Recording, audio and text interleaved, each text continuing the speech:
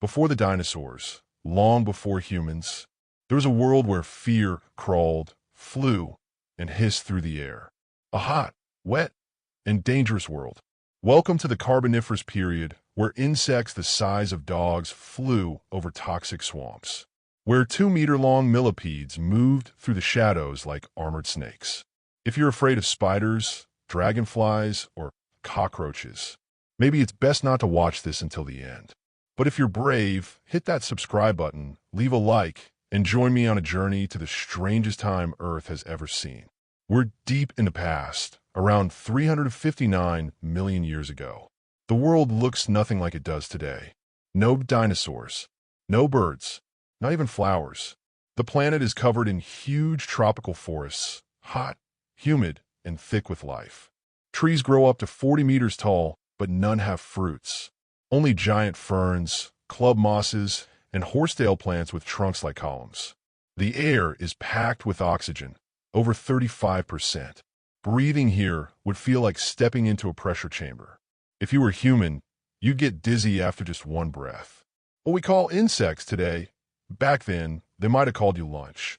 Get ready to meet the true prehistoric giants.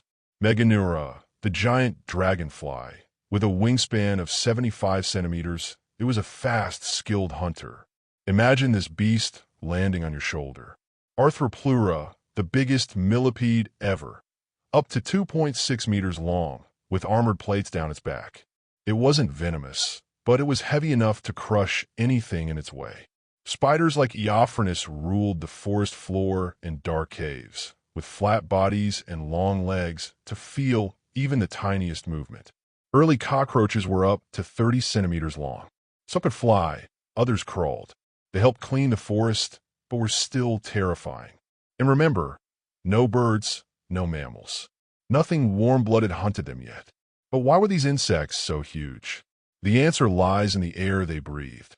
Unlike mammals, insects breathe through tracheae, tubes that deliver oxygen straight to their tissues. The more oxygen in the air, the better this system works.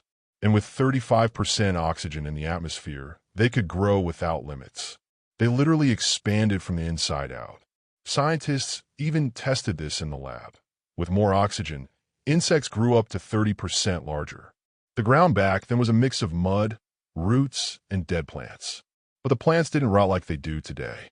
That's because fungi hadn't yet evolved the enzymes needed to break down lignin, a tough part of wood. So dead trees just piled up. Layer after layer, they built up, creating what we now call fossil coal. So next time you fire up a grill, remember, you're burning a piece of the Carboniferous. But the insect rulers wouldn't last forever. In the swamps, animals with backbones, lungs, and legs started to appear. The first giant amphibians like Ichthyostega and Crassigyrinus crawled out onto land. Later came the early reptiles, which laid eggs on dry land, a huge advantage at the time. They breathed better, hunted better, and they ate insects. Then, the world changed. The continents came together. The climate got drier. Forests collapsed. Oxygen levels dropped, and the giants fell with them.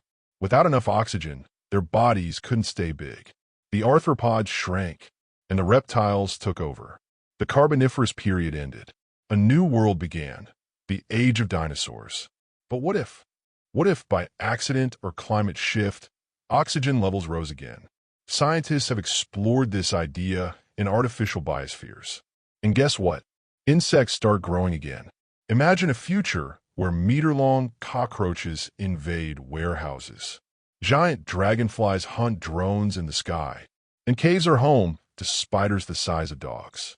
Sounds like science fiction, but it already happened once. The world we walk on today is just one chapter in Earth's long story.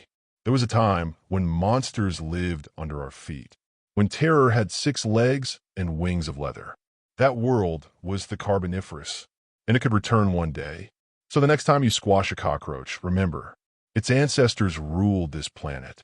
If you enjoyed this time trip, hit like, subscribe, and tell me, which of these monsters would you never want to meet in the dark? And what other prehistoric era should we explore together? See you in the next journey through time.